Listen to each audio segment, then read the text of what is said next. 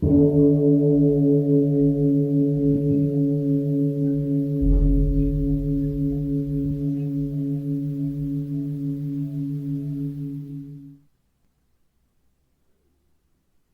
all beings be happy. May all beings be healthy. May all beings be free from harm. May all beings love life. May all beings awaken.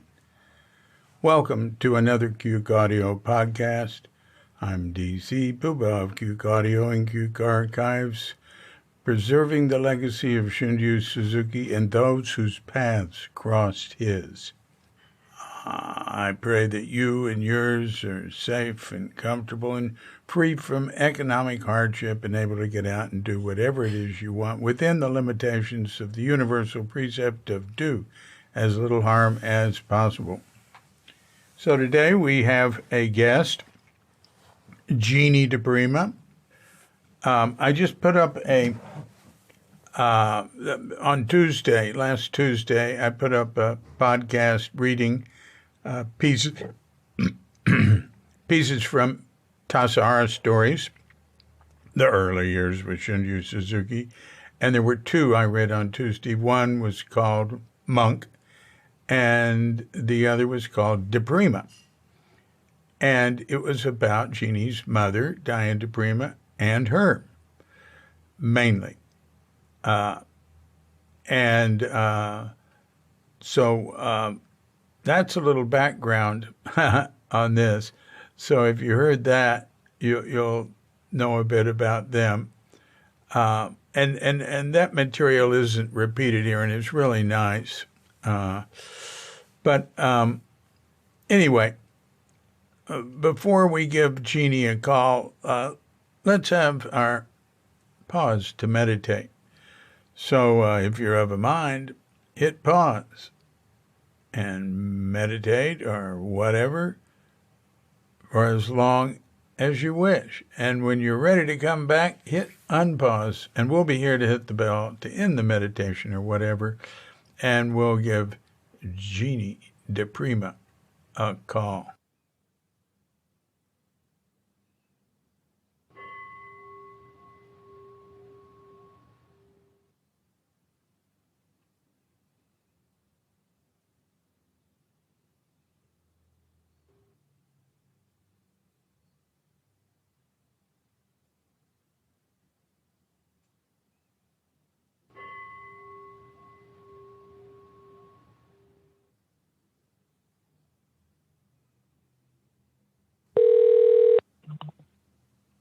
Hi, David.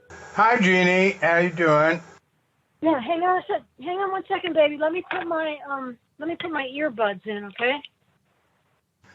How you doing? Good. How you doing? I'm doing really good. I really am. I'm doing fine. Good. Excellent. Yeah. I just wanted to, I've been talking to a lot of different folks about, I've just been sort of getting back in touch with people, lots of people, old people from the past, and I just got David's new book, Goods, and I was reading his stories, and oh, great. She's talking about David Schneider's book, Goods, Goods, short stories. David Schneider. Yeah, it's cool. Yeah, I'm so happy that came out.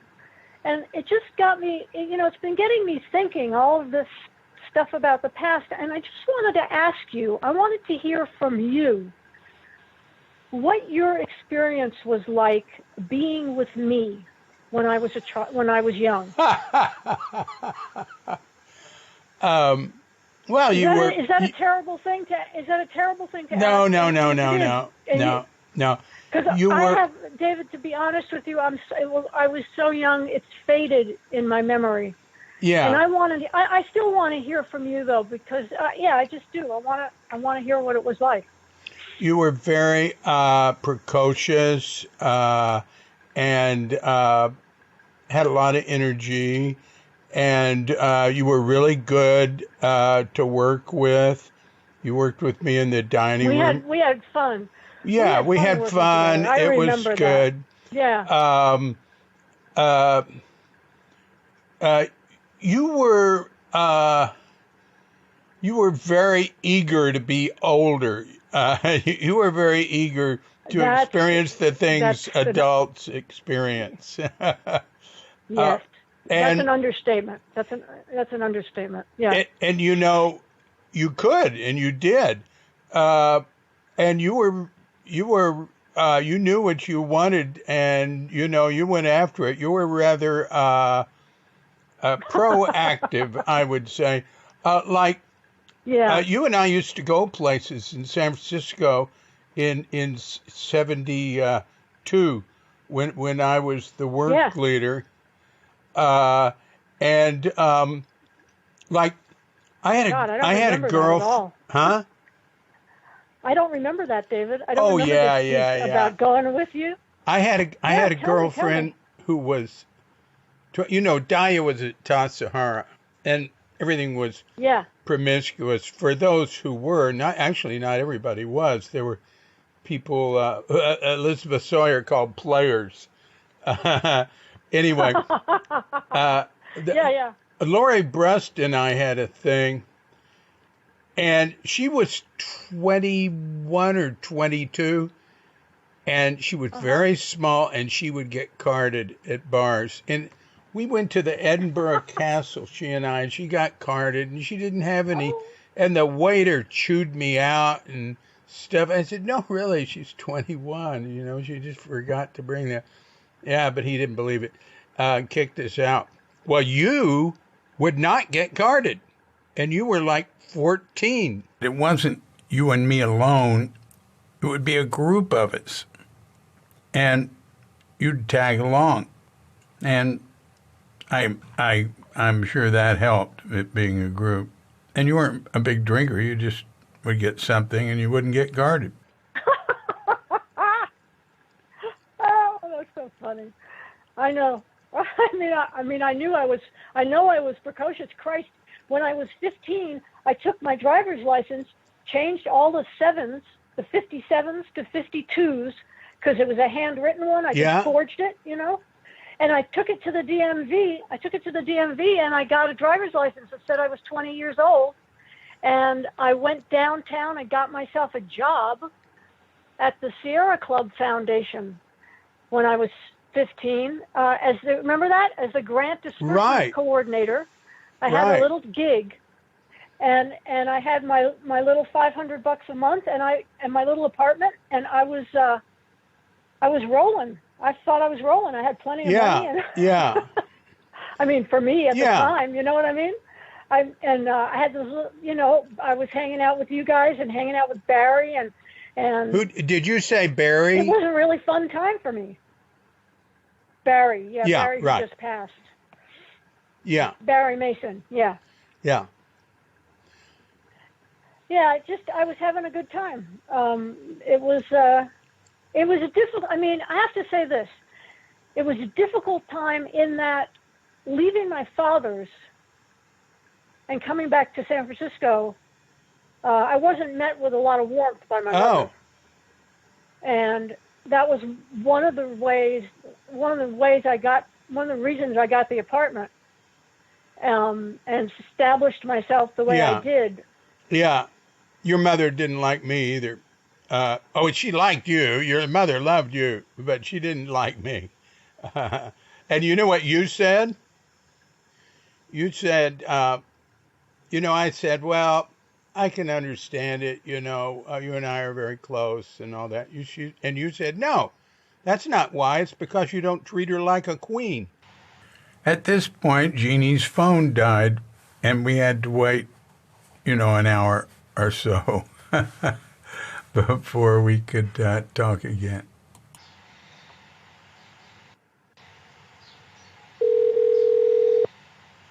Hello there. How you doing? Hi. All right. Hi. How are you, dear? Whew. I wasn't sure if our technology was going to let us talk to each other today. Well, it was so far so good. Yeah. So did you get it? Did you get everything squared away with your folks that were working on your house? Almost.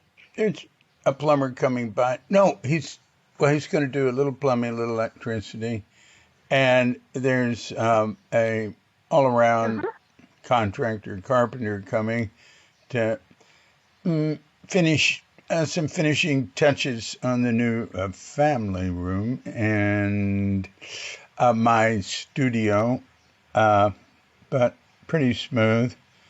There were a lot of people yesterday. Sounds It nice. just went all day long. Yeah. Yeah. Well, it sounds like some really nice changes are happening. It's nice. It's too expensive. It's very cheap. I mean, we just had a second floor room put on for everything for $4,500. Well, actually, more like 4,000. 4,000. That's incredible. Yeah, and it looks very nice. Amazing. And but they also painted the whole house and did your work all around everywhere. So it really included a lot. We got every little thing that wasn't working fixed.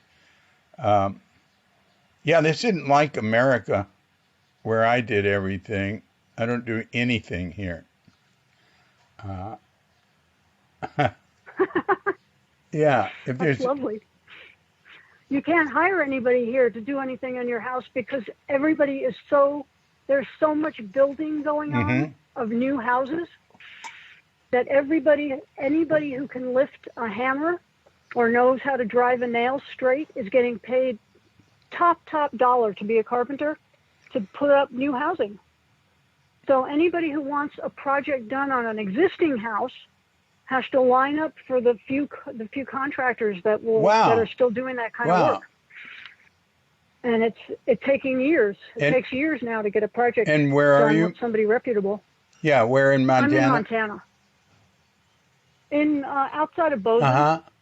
Wow, that's nice. Wow. Well, I'm happy everybody there has work. It's beautiful. It's beautiful. Well, not everybody, all those people. Oh yeah. That's good. So yesterday, the point at which it disconnected was when you said that you'd been with your father and you came back and your mother was a little pissed at you or something. My mother was a little cold, yeah. So actually, I wanted to talk about. I was thinking about starting our conversation in 1964, because 1964 we haven't talked about that. Go on, do it. Okay. Do it. But 1964, 1964 is when Diane and Alan Marlowe, Diane and Alan Marlowe and I flew out from New York City to San Francisco. How old were you? You were 7. I was, at 66, I was, I'm sorry, at 64, I was, I was 7. Very good, David. I was 7 years old. And Alan and Diane wanted to be married by Suzuki Roshi. So we flew out to San Francisco and we went to Sokoji. Is that right? Did I pronounce it correctly? Yeah. Sokoji. We went to Sokoji and we had this. Of course, I was very young, so my memory of it focuses around the ceremony that we had. We got to meet Roshi for the first time. I got to meet Roshi then when I was 7, and Okusan, and they were both there, and they were so sweet to us. And she gave me candy. I remember that she gave me some Japanese candy. And there were no. We didn't have any guests because we were from out of town. There wasn't anybody, in other words, to fill in to chant with us or to sit on, to be there to represent our family, really. And so Roshi had arranged, I guess, to have members of the congregation there, or maybe that was part of something that always happened at weddings. I'm not sure, but there were many members of the congregation there, and all of the throughout the ceremony, everybody participated in the chanting. I remember that. You know, in the parts of the chant that were, you know, there are parts of the ceremony that you participate in, and there was participation. There were people to participate in that. It felt very supportive. You know, it felt very warm to me as a little kid. It felt like a very warm, yeah, it just did. It felt very warm. I felt very welcomed. I remember that. I had no idea. I didn't know Diane and Alan were married by Suzuki Roshi in '64. No. Oh, you didn't know that? Oh, wow. Yeah. That was her first, I don't know exactly what she read or who she saw speak or what got her interested in him originally at that time. I unfortunately don't know that, and it would be nice to know. But anyway, that's definitely when the relationship started for us, and we flew from San Francisco. We went down on that trip. We went down to L.A. and we spent some time with Wally Berman and George Herms and Gregory Corso and Kirby Doyle. And we came back up to San Francisco. We saw Robert Creeley on that trip and Lawrence Ferlinghetti. It was a really wonderful trip. And I was a little kid, but I remember the whole thing, you know, this going down to L.A. and visiting with Kirby, and his Kirby Doyle had a son named Shannon, who was just a couple of years older than I was, and we hung out together. So it was an eventful trip for us. It was a very important trip for us. It sort of laid the groundwork for Mom. Mom came back out in 1968. Diane came back out in '68, and I guess to see Roshi again and to visit Zen Center, and she did a reading. Where did she do the reading? Took stock of what was going on. I think at Intersection. I want to say at Intersection. I could be. I'm pretty sure it was at Intersection. And I remember that when she came back to New York, she said that when you walked up Haight Street, people would take your hand and hold your hand and sing to you and just talk to you and greet you. And she just thought Haight Street was just this incredible Haight during the Summer of Love. She's talking about, you know, Haight Street, the Haight-Ashbury. She came back to New York from that trip just very effusive about, actually it wasn't '68, I'm sorry, it was '67 when she came back out. It was 3 years after. I was going to say, '67 was still a good year in the Haight. Yeah, it was '67 when she came out, and right, and it made her fall in love with San Francisco. Between Roshi being here to practice with and San Francisco being so warm, she was in love, and so she flew us all out here when I was 11. 1968. So that's when I started hanging around Zen Center. Not right away. Diane started sitting right away. I did actually start coming over for lectures on Saturday. Was Saturday, right? Was Saturday or Sunday? Can't remember. Yeah, Saturday. Diane, well, we lived in this house on Oak Street. And in fact, I just got something from a fellow by the name of Michael Smith, who lived with us for some months when we lived in this house. Our first house in San Francisco was on Belvedere Street, and one of the people that came through that Belvedere, house, where can you describe where it is? Yeah, it's the same house that Peter Coyote used to come through that house all the time. I think it's 260. I want to say it's 267. I could be wrong about the number, but it's right. I can't really describe it. But what area is it in? Where is it in the city? Oh, it's in the Haight. Belvedere is in the Haight. Belvedere Street only exists in the Haight. It's a short little street. Yeah. So it's in the Haight-Ashbury, and it was a small little Victorian house, and we stayed there first. When we first got to San Francisco, we got met at the airport by Lenore Candell, who was a poet, and her husband, Sweet William, was a Hell's Angel, and they met us at the airport with a flatbed truck for our luggage and on all of us, and a small cadre of Hell's Angels as an honor guard. And Diane had gone to the Plaza Hotel. This is a great story, David. Diane went to the Plaza Hotel in New York when she decided that it was time for us to leave New York.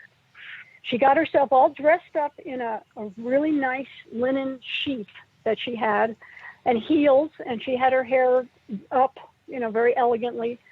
And she went uptown to the Plaza Hotel, and she talked.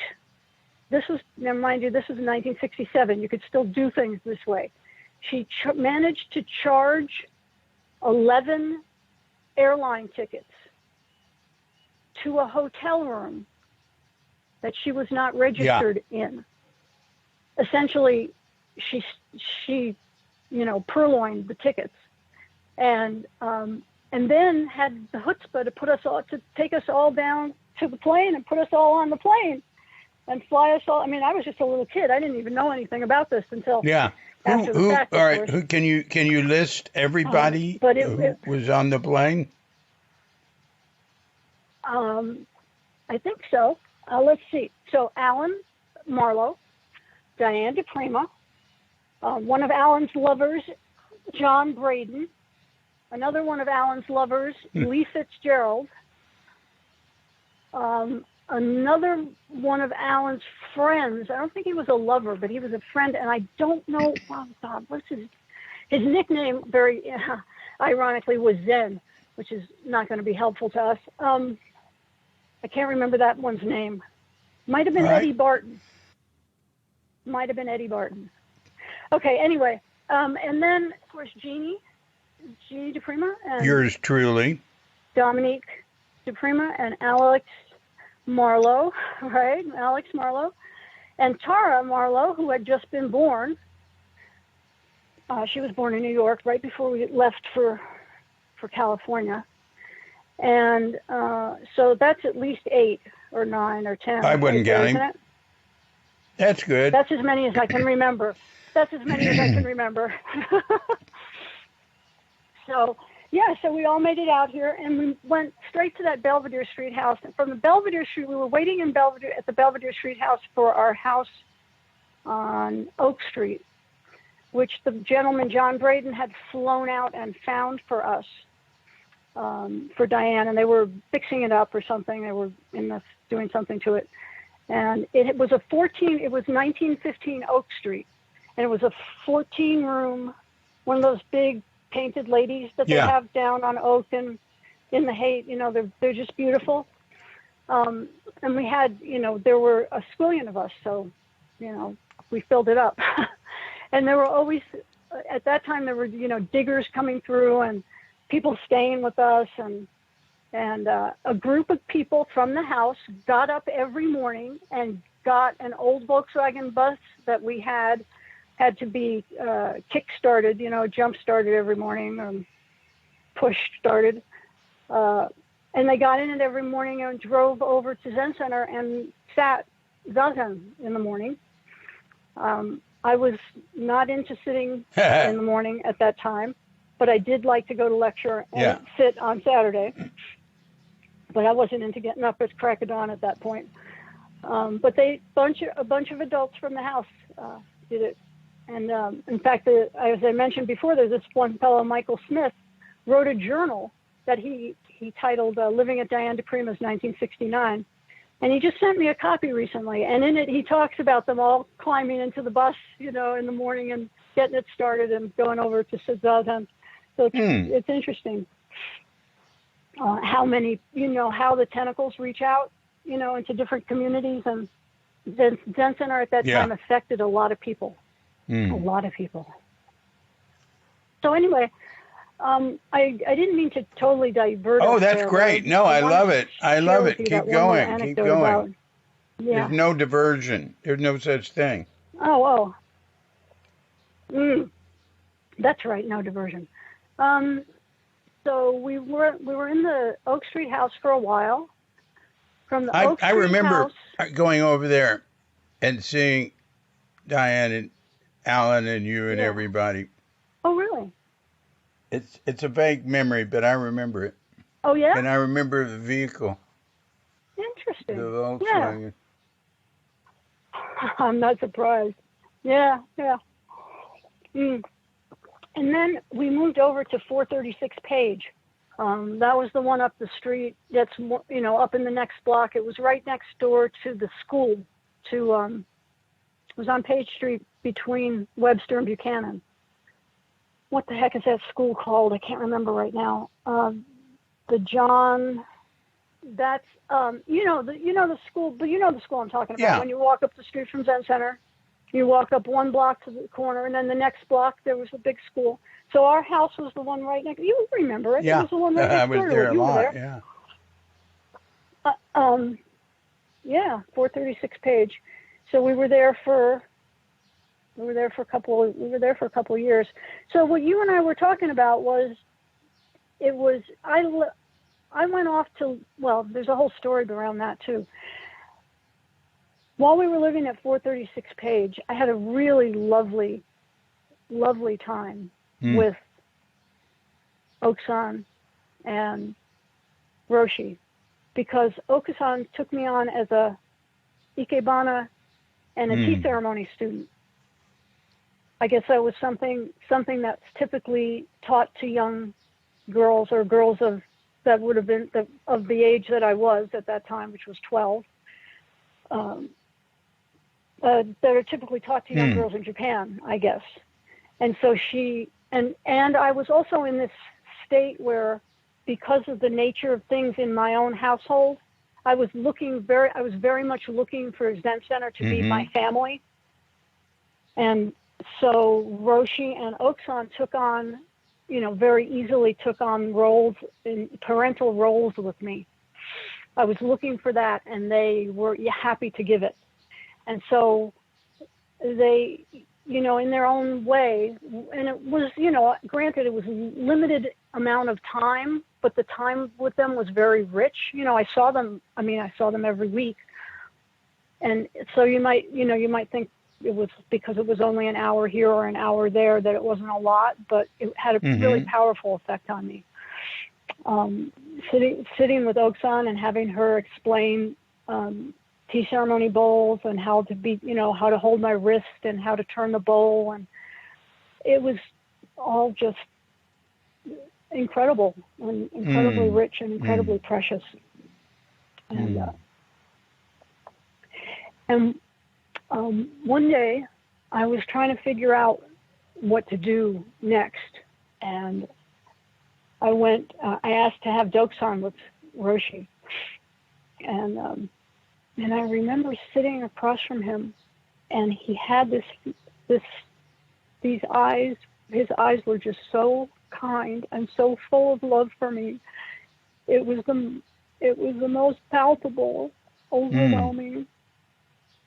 It was something I had only experienced with my grandparents. That it was that kind of unconditional love, and I felt so completely understood. And what I needed to know was what I should do at that point. And he said to me, "There are many ways to practice Zen, and your way is not at Zen Center." It was very, he said it with so much love and so much care that something that might have seemed hurtful just didn't. And he instructed me to go back to New York and live with my father and go to school and get my education. And so what did you do? So what did you do? And I what did year what he was asked me to that? do. It was 1972. No, he wasn't alive in 72.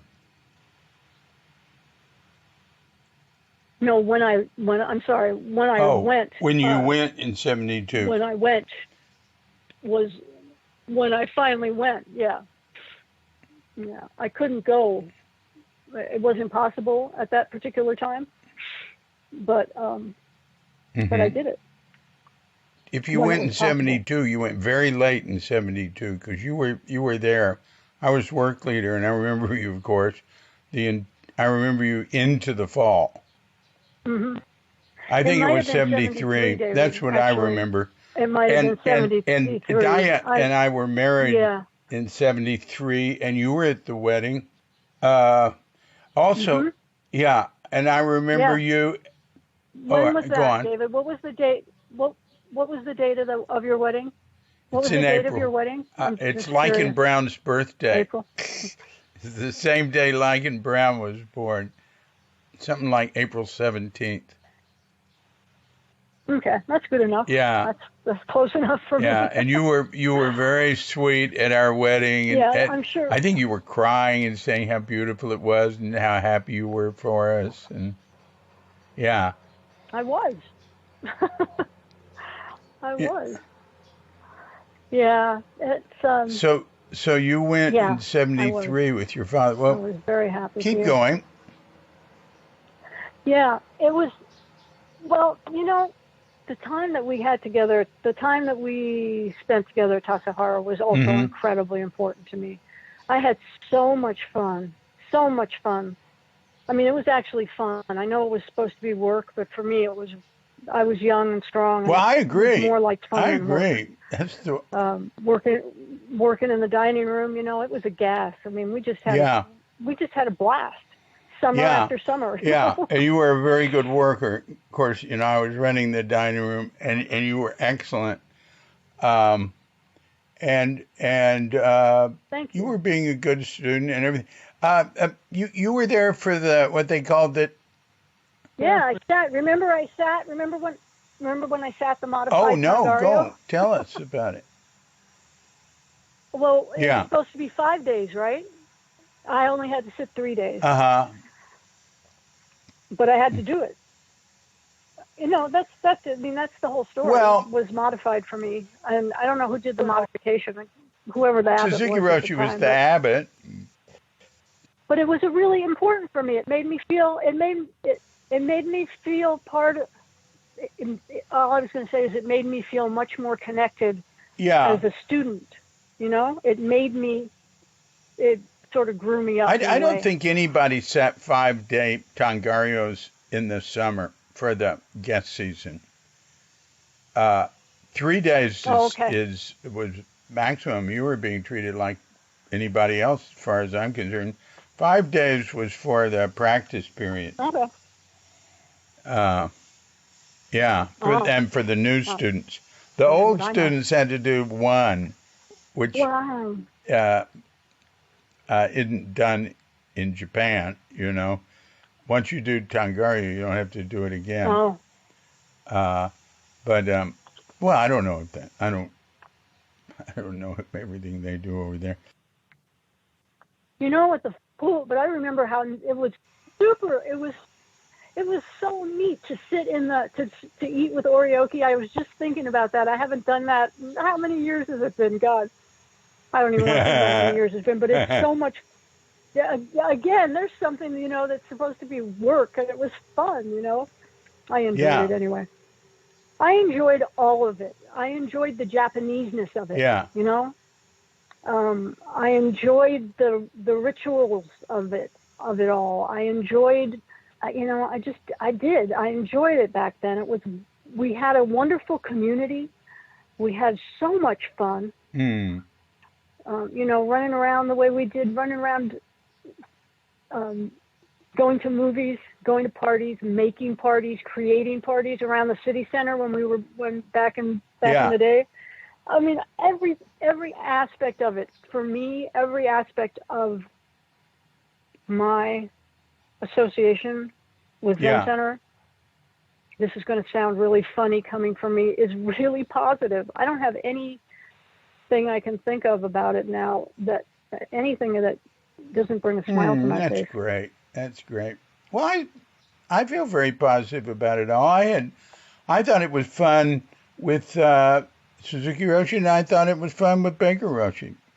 But yeah, not everybody thought that. I mean, it just depends, different people experience things in different ways. And let's go back to Tassajara. Yeah. You bridged two worlds there.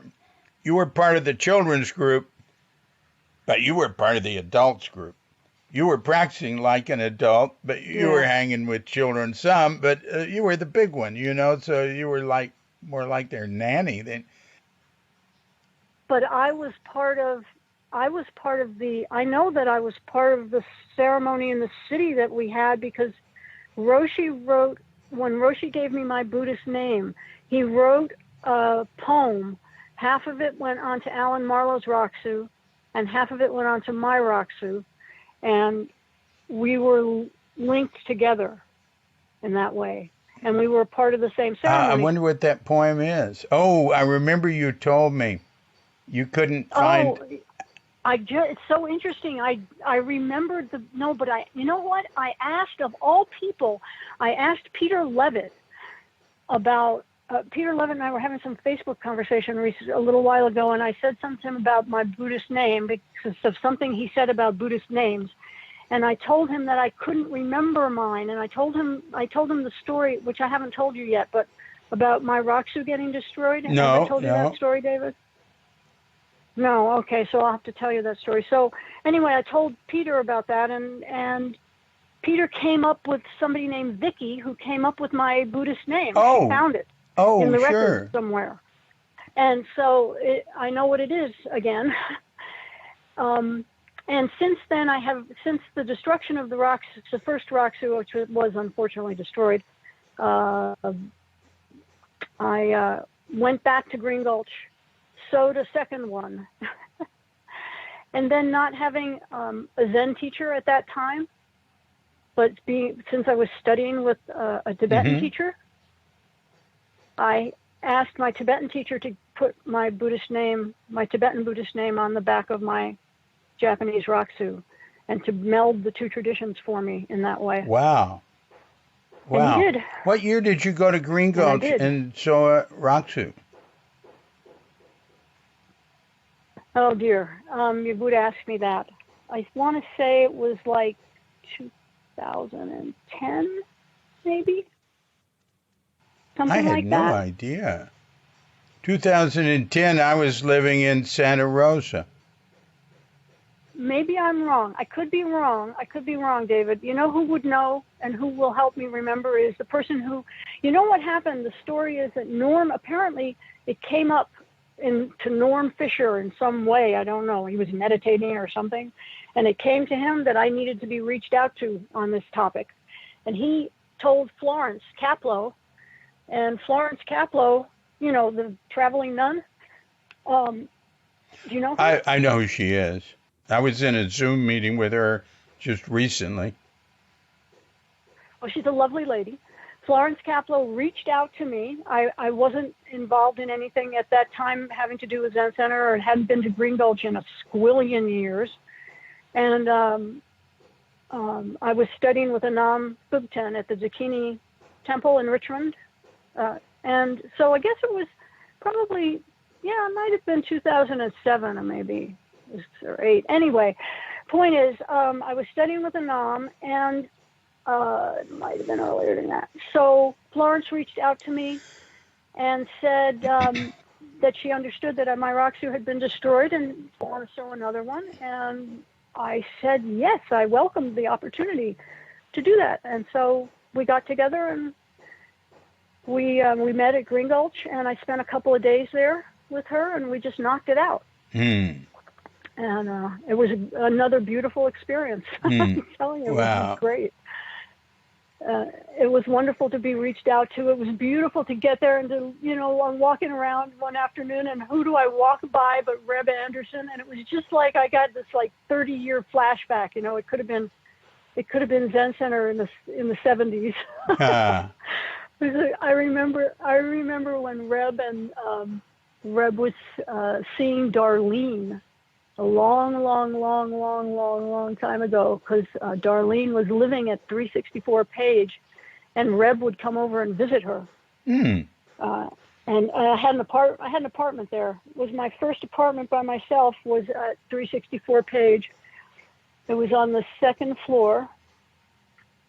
I think I was 15. That was when I was 15. Do you remember that apartment? I remember you had one. But yeah, I had one. Yeah, it was in the same building that Jerry Fuller lived in at that time. Jerry Fuller and that was 73. Remember Mary That was Ann? 73. I was at Green Gulch. Yeah. Yeah, but I thought you were with your father in 73. How long were you with your father? I wasn't. No, I don't know. Well, I went out there to go to school, so I probably didn't get out there until around September sometime. I see. All right, so go back. I only made it. I did. That's right. Go back to where you were. Where were we? Oh yeah. So just that I had. So I got this. What happened was when I got back from my father's. Wait a minute. This is so weird.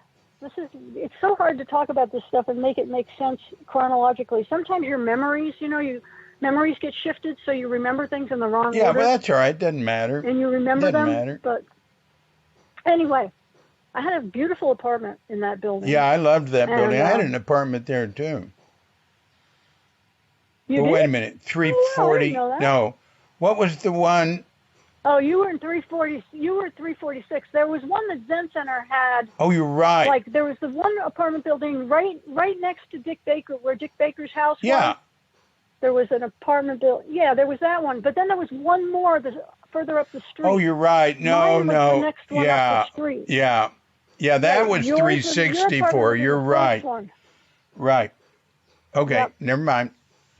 Go on. So, no, mine was in 364. Yours was in 346. So, no, I was just remembering seeing Reb at Green Gulch and remembering that Reb and Darlene had a little thing for a minute. I don't no idea if that, anything about it except that he used to come over and visit her. Yeah. It was a very sweet, it was a very nice little community. Yeah. I just have a really sweet memories. Of that community, and Jack Elias and Margaret Crowley were going out together. Yeah, right? Oh yeah. Mm-hmm. Yeah, definitely. And Bob Halpern was running around being a bad boy, just a general bad boy. Yeah, he was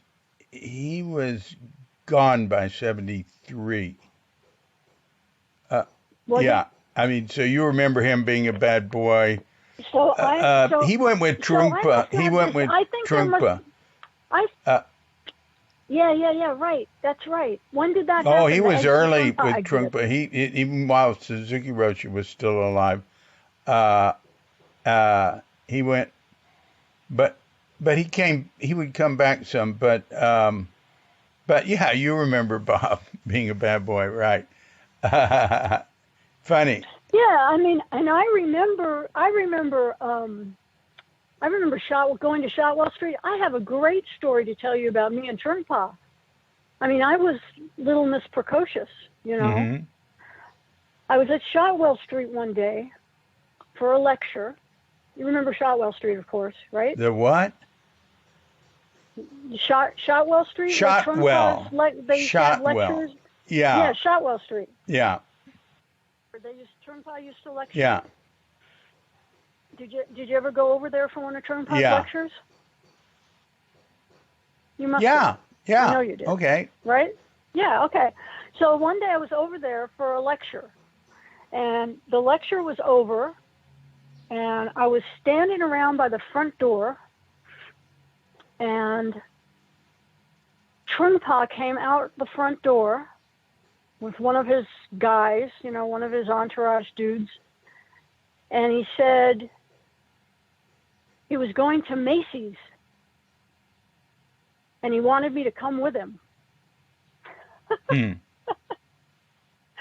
So I got in the car with them. I got in this, whatever their thing was, and we went to Macy's, and Trungpa proceeded to try on suits for, like, a couple of hours, and I was the audience. Me and the two security type of people that were with him from whatever, Dharma Security. And we sat around and they had vodka, lots of vodka. I wasn't drinking anything. And they drank, and Trungpa tried on suits, and we hung out. And then when we were done, they asked me did I want to be driven home? And I said, yes, please. And on the way to my house, and I kid you not, David, this is no bullshit.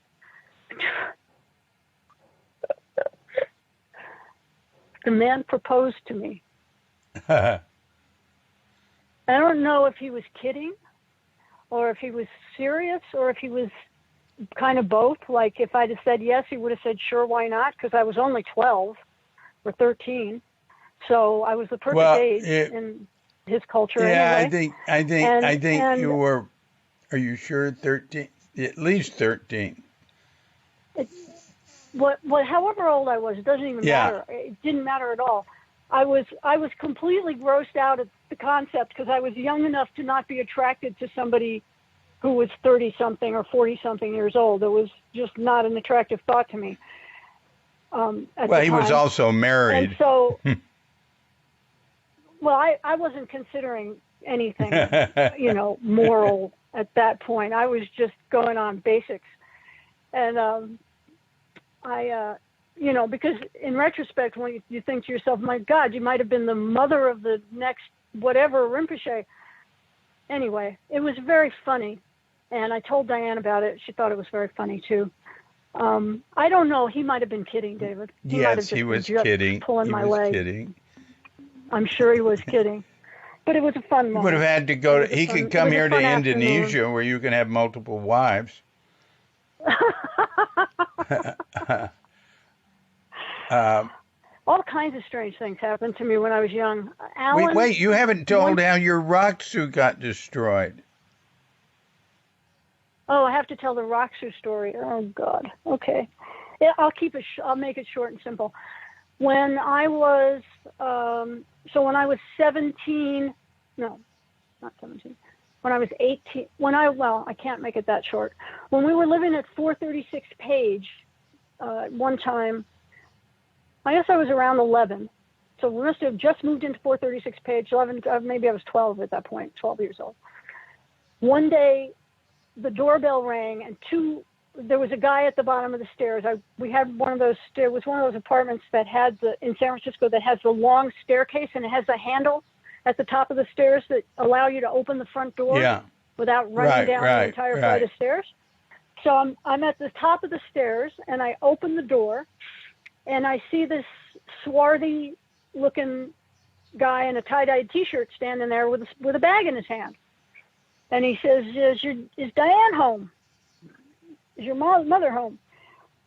And no. And he says, well, I've got something I need to leave with her. I've got a plane to catch. Can I leave it here? I said, sure. So the guy runs in the house, and he says, I'm leaving some money with your mother. Will you put it away until she comes back, and tell her I'll be back to get it in a month? And what's your name? My name's Vince. I said, fine. I took the money. I put it in the bottom of the diaper pail, put the bag with some dirty diapers on top of it, and I didn't think anything of it. My mother came home that night and got the money out, and there was $50,000 in that bag of money. And that guy named Vince, that guy that I had just met, I would meet again 5 years later when I was 17, 18 years old, and I would start, he was smuggling pot up from Mexico and selling it in San Francisco, and I became one of his mules. Mm-hmm. And then he wooed me, and then he won me, and then he got me pregnant, and then he got me married, mm-hmm. and then I got pregnant again, had my second child. So I had my first child when I was 19, my second child when I was 21. And when my second child was about 8 months old, Vince had been a cocaine addict pretty much from the day I'd met him. From the day I knew him anyway, actually spent any time with him, I knew that he was a cocaine addict. I didn't know what a cocaine addict was at the time, but he did cocaine from the first day I met him. At the point that we had the two kids and my daughter's about 8 months old, he's doing many grams of cocaine every day, and he's drinking every day, and he's getting crazier and crazier. And one day he just snapped, and he started putting holes in the ceiling with a shotgun, and he flipped out and got paranoid and decided that I was screwing around on him and doing all those things that people think are happening when they get paranoid and crazy. And he destroyed everything of mine in the house. He destroyed my Roxu. He destroyed everything I'd ever written.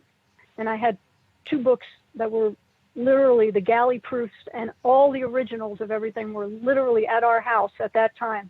2 books were about to go to the printer, but everything was at the house, and he burned everything. Everything I'd written, all my religious stuff, all my clothes. He slashed all my clothes and stuck knives through my things and stuck them in the wall. And he did all of this in front of my children, which was the worst part. When I finally got the kids, was able to get the children. I wasn't able to get my son, but I was finally able to get my daughter and me out of the house. And I was actually taken in by Zen Center, and they took incredibly good care of me. You went to Green Gulch. And when we got my son back, we took a couple of days, but then we got my son from Vince. And then when we had the 2 kids, we went out to Green Gulch. Yes, it was incredible of them. Wow. To do that for me. It was just amazing. And it was the beginning of my journey to understanding what I needed, that I was an abused woman, that I had been abused for years, and that I needed to not let it happen again. And the way to do that was to not go back. Yeah. And it didn't work out quite that simply, but it did go that way eventually. It took about a year, but it happened eventually. And when it happened, it was a very clean break. And it was a very powerful process. So I'm forever indebted to Zen Center for that as well. Have a lot of love for the community and the place and the community. And the intention of the place. So what happened to Vincent? 6 months after I left him, he was killed. He was murdered.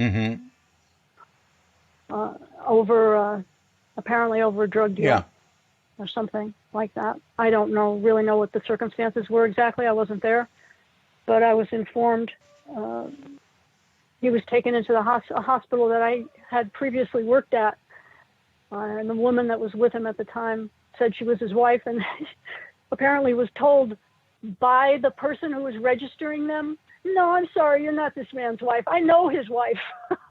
I used to work with his wife. His wife used to work here." That's You're funny. Not his wife. I will call his wife. You can just have a seat over there. We'll take care of him. You go over there. It was a very funny situation. Wow. Very interesting karmic, it's a very, very interesting thing happened there. But they worked on him for a couple hours, and then they called me back and they said, they tried really hard, but they couldn't get his heart to kick back in. He had been hot-shotted. He had been what? Given a shot of some mixture of drugs that kills you. It's called a hot shot. Oh.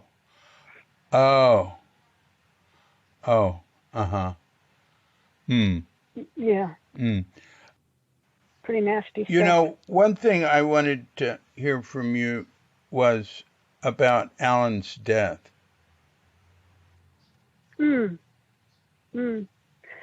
Yeah. When Alan found out that he was dying, Alan was very gracious, and he reached out to each of his children individually, and he said to me, if there's anything that you want to say to me, or there's anything you want to hear about, I'm dying, and this is the time to come and visit with me so that we can have those conversations. And I don't know what he said to everybody else, but that's what he said to me. And so I went. He was at the time. He was at the Rocky Mountain Dharma Center in Fort Collins. Yeah, Colorado. And yeah, in Fort Collins, Colorado. And I went out to visit with him. And I was there. Anyway, I went out to visit with him, and we had some very, very powerful conversations. We had a conversation in which I asked Alan about something that had happened to me at Millbrook, which was the commune that Timothy Leary had in upstate New York in the 60s, in 1965 and 66, was called Millbrook. And when I was young, my mom, when I was 9 years old, my mother moved us up there for about a half a year, almost a whole, about 8 months. Yeah. And while we were there, part of the ritual was for everybody had to take LSD on a regular basis, and that included me. And for me, that was not. It wasn't a very positive. It wasn't a positive experience. It was a very difficult experience, and it wasn't just once. It was repeated, and repeated, and repeated, and it had a profound effect on me. I'll just leave it at that for right now. So what I really wanted to ask Alan, what I really wanted to understand, if I could, from Alan, was what they were thinking. And I asked him that. I said, when we were at Millbrook, what were you thinking? What was going through your head that made that okay to see me, to give me that drug and see me have nightmares, like nightmarish reaction to, I had horrible trips. I had trips with pain and trips with all kinds of horrible hallucinations and, sort of fairy tales come to life, that kind of thing. Yeah. And they were very scary. As a little kid, that's scary stuff to happen to you. And I left my body, and I didn't know if I was going to get back into my body. Things like that are very, very difficult when you're 9 years old. And I just didn't. I didn't understand what parent could do that to their child over and over. What were you thinking? And Alan, bless his heart, broke down, and he said, "Sweetheart, I have been wanting to apologize to you for that for years." He said, "We made a terrible mistake. It was wrong. What we did was wrong, and we hurt you, and I'm so sorry." And David, my mother couldn't do that with me. My mother couldn't give me that. I asked my mother the same question, and she was not able. She was not able to give me that kind of recognition and validation for what I had been through. But Alan was able to do that for me, and it was so supportive. It was such a huge weight off of me to get the validation that it was the way I remembered it, that it had been that bad, and it had been a horrible experience for me. I wasn't wrong about that, because sometimes when we have a really difficult, traumatic experience, there's a part of our mind that puts it away because it's too hard to deal with. And so when we take it back out, sometimes we're not sure if we're remembering it correctly. I'm sorry, I'm so tearful right now, but it's hard to talk about this. So we take a little break here and come back when Jeannie can talk again. But you were with Alan when he died. Part of what happened with you when you were with Alan at that time was that he really opened up, and you all really communicated in a very meaningful, helpful way to you about experiences from the past. He did. He did that for me, yes. Yeah, as it progressed, the focus got to be more on Alan's dying, and Coben Chino was there. Yes, he was. Can you tell us more about that? Alan's mother was there as well. Alan's mother was there? Did you say Alan's mother? Yeah. Wow. Oh, yes. Yes, Alan's I mother don't had remember come out. Alan's mother. Where's she from? She was from New York. She's a New York lady, New York Jewish lady. Wow. And Alex was there. Alex came out. Yeah. He was there as well.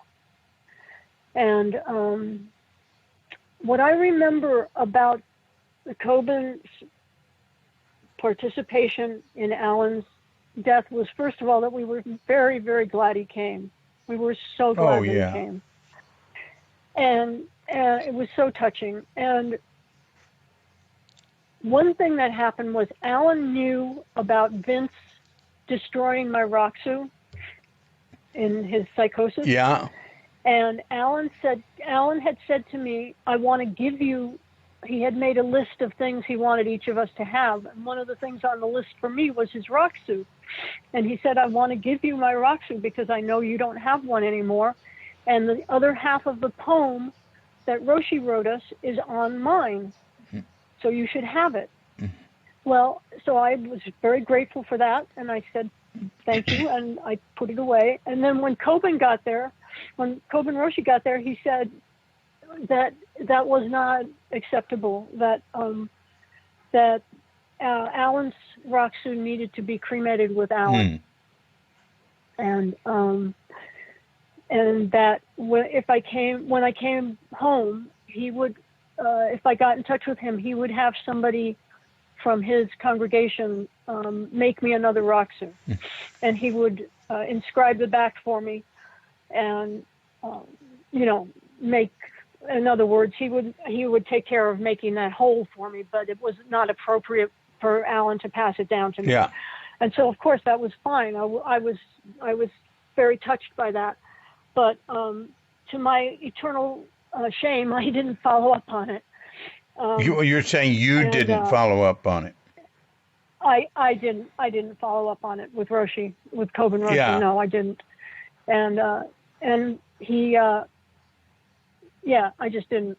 I'm sure he would have been very happy to help with that.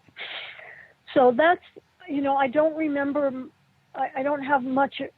Frankly, I think that my experience, as I just described to you so emotionally, with Alan was so profound around our conversations about the past and things that had happened around Millbrook and some other things that, I haven't even touched on. But my experience with him was so profound that in my memory, that's what stands out. And everything else really has paled by comparison. So I'm sorry, I can't really add much more to. Well, no, to that's the story. right. It doesn't matter. It doesn't matter. It was lovely. It was lovely to have Alan's mother there. It was kind of strange. Oh, I have another little anecdote though for you that's so funny. As Alan started to get sicker over the days, and his pain was increasing very quickly at that point as he was approaching death. Yeah. Rapidly approaching death. And one day I think it was the third day I was there, he said, I think I'll have a little bit of that morphine now, dear, if you don't mind. And I said, okay, Dad. And I went over to get, to the refrigerator to get his morphine for him. And I brought it back to the bed and he started laughing. He said, can you imagine a house with morphine and Jeannie in it, and there's still some morphine left? And he thought that was so funny. He was just laughing and laughing, and I was so happy to be able to give him that joke. I was sober at the time, and so that was a big joke for him. And one of the other thing I want to share is that one of the things that happened in the year before Alan's death, Alan died in 1991. In 1990, I was 3 years sober. I had gotten sober in 87, and I had gone to work at the Haight-Ashbury Free Clinic, working with substance abuse and giving back in the in the community that had saved my life. And part of that work was working with HIV/AIDS research. And so I was very aware of what was happening in HIV and AIDS. And so I got really proactive and got Alan on the phone and got him to promise to come out to San Francisco and see me and get an AIDS test, because he didn't want to do it, but he said he'd do it with me. If I would go with him, he would get it done and he would do it for me. So I got him to agree to it, and he came out for a visit, and he came to see us. And that was just a really big deal for him to take that on and to be willing to do that. And when it came back, it was positive. Yeah. And it was just I don't know, it was a moment when there weren't many with Alan where you could do something that actually, like, emotionally knocked his knees out from under him.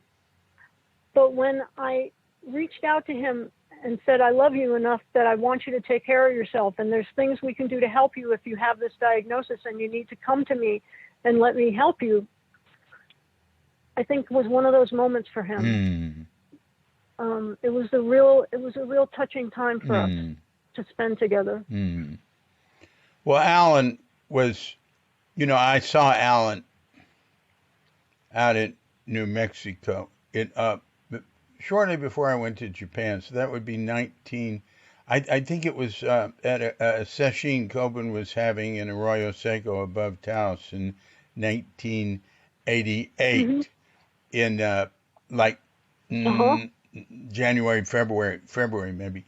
And I got there at the very end. I didn't know what was happening. I just went to the house because Coben was there, and he answered the door, and he said, we've been having a session. It's right at the end.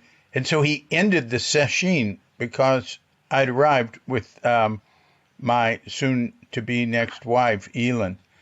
And Coben and Alan and I hung out there. Actually, we smoked pot at the end of the session. Oh, how funny. And there was a party there. And, Alan's boyfriend, I had visited them also in Boulder. And I knew his mate, I can't remember the guy's name. Let's see, what was it? I can't remember it now. Oh, God. I can't remember either right now. He died of AIDS, right? Alan's partner had died of AIDS. Yep. So I asked Alan if he'd had an AIDS test. And he said no, he couldn't get it because of his superior spiritual evolution. He was on the same trip as Ursula Tenzing, Trungpa's heir. I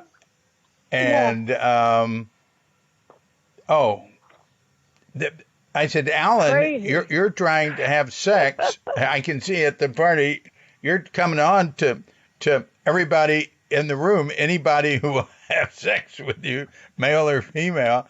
And he said, I can't pass it. I can't get it. I can't pass it on. It was very disturbing. Wow. Delusions. Ursula Tenzing also. Ursula Tenzing had an epiphany while he was dying and admitted that, realized how he had deluded himself, and great Tibetan Rinpoches came and said that he had gone beyond, and so people I know who were with him at the end said that he really had a transformation after having made some bad mistakes. Well, good for him. Yeah. Good. That's good. That's not known. People never tell that in their Ursula Tenzing story. But Alan had the same, hearing from you what happened with Alan, you can hear that the same sort of thing happened with him. Yeah. Yeah. Yeah. Yeah.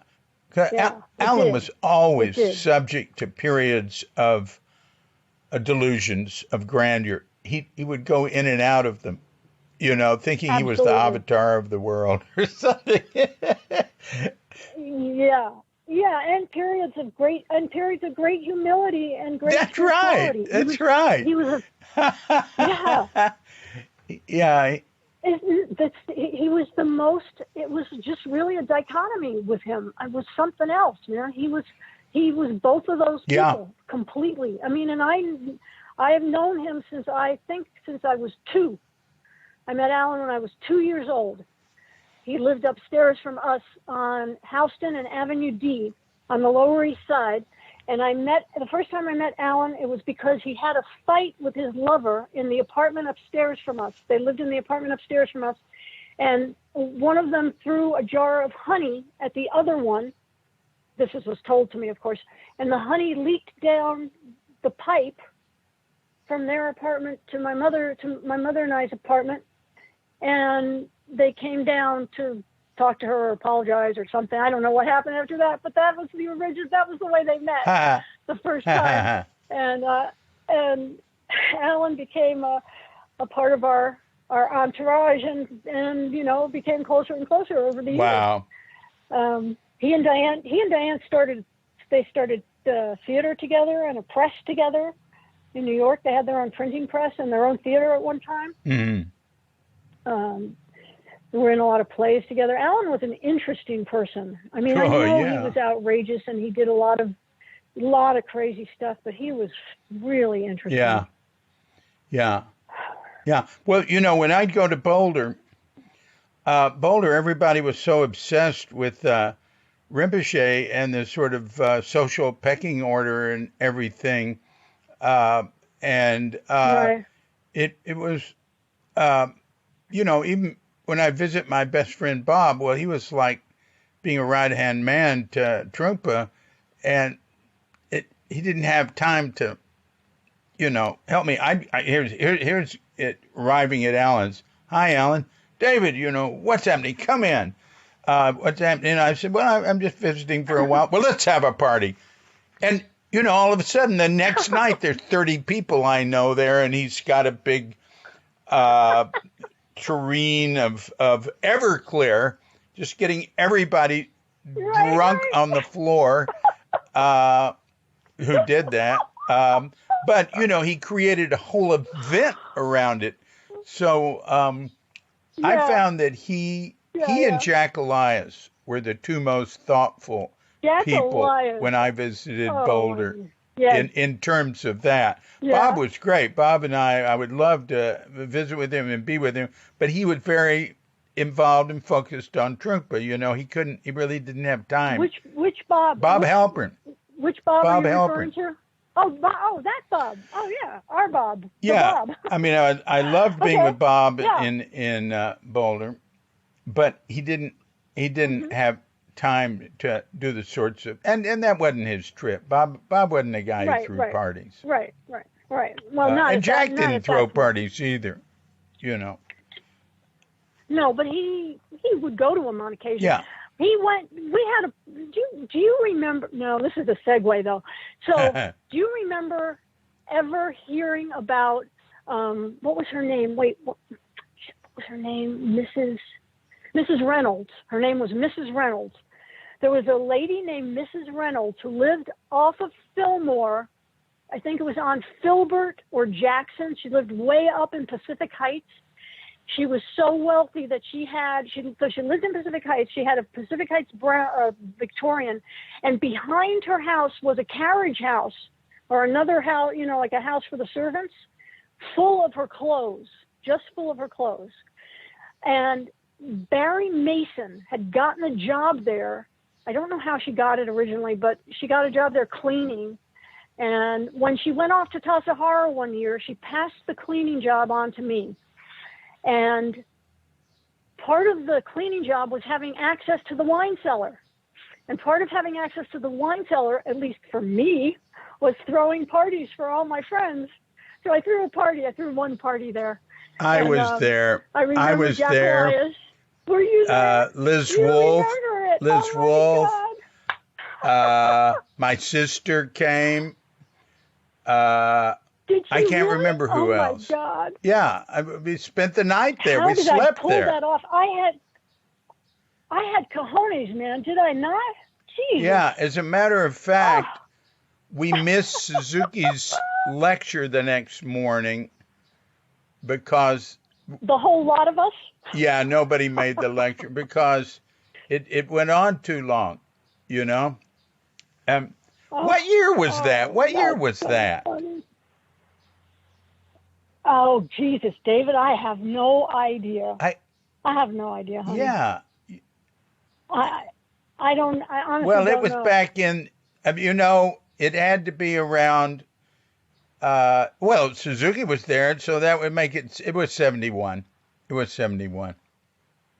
Yeah, that sounds right. Yeah. That sounds Yeah. right. That sounds Wow. right. It was great. Sounds like a great party.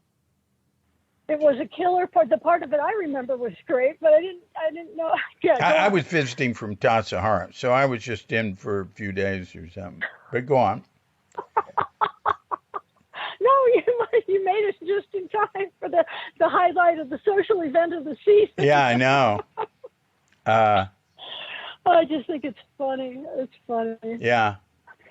Man, it's good to talk to you. It's good to talk about some of this stuff. Yeah, it's great. Fun. It's really amazing. You've said a lot of incredible things. We ought to talk some more in right about now.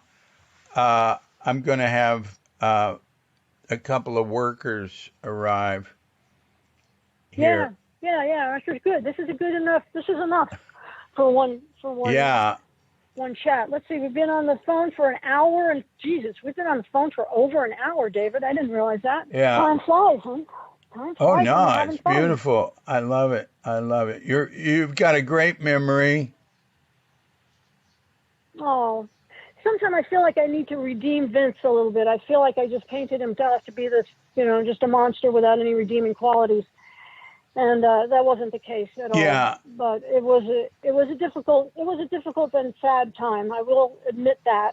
It was a difficult and sad time, but good things came of it. Well, so, in any event, yes, we'll do it again. Yeah, we should. Let's give it a little time.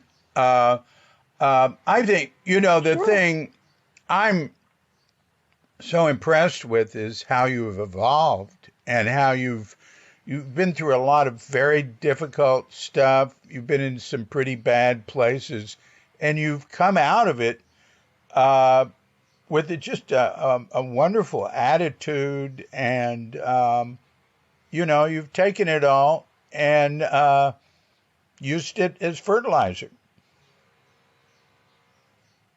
Thank you, David. Thank you very much. Yeah, well, that's how I see it. That's exactly what it is. It's the journey. The journey is great. The journey is amazing. The journey will break you down. It will crush you under its heel. It will spit on you and walk away. But if you can pull yourself up after that, it's really beautiful out here. So at that point, Jeannie and I kept talking for a while. And so this will be Jeanne DiPrima Part 1. And I'll have Part 2 I'll put up next weekend. Right now, I can't put it up. I can't get an internet connection. But I'll get one. I'll figure it out.